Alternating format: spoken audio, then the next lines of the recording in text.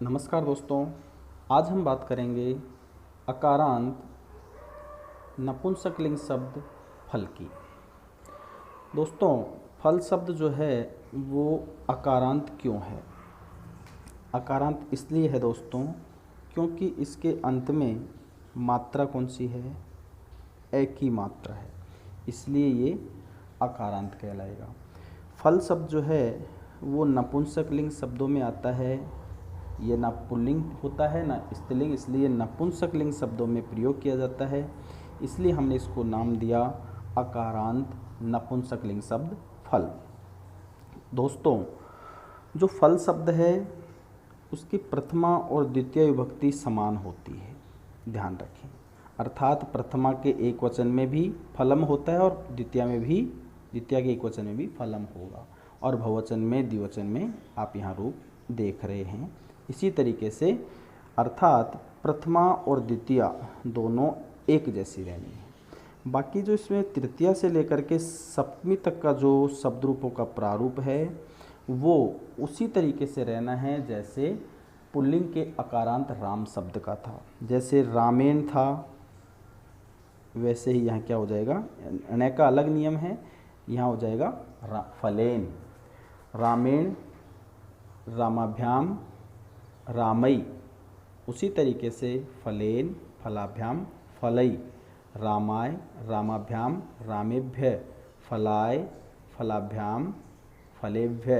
इसी तरीके से यहाँ बाकी शब्द रूपों को भी आप समझ सकते हैं।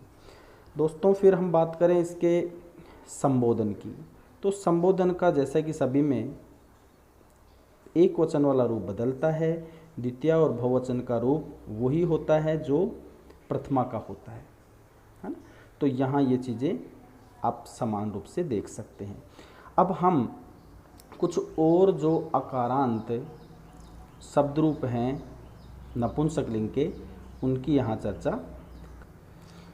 जिस प्रकार फल शब्द के रूप चलते हैं उसी तरीके से यहाँ कुछ और शब्दों की सूची दी गई है जो भी फल शब्द की तरह ही चलते हैं नपुंसकलिंग में। देखो, जैसे धन, वन, पुस्तक, जल, द्वार, मित्र, शरीर, वस्त्र, पद्य, गद्य, लवण, छत्र, आम्र, गृह, अन्य, सत्य, अनृत, रूप, युद्ध, भय, उद्यान, पुष्प, यंत्र, भूषण, सुख, दुख, नगर, नेत्र, मुख, स्रोत, चिबुक, उदर, नैफ्य, केयूर।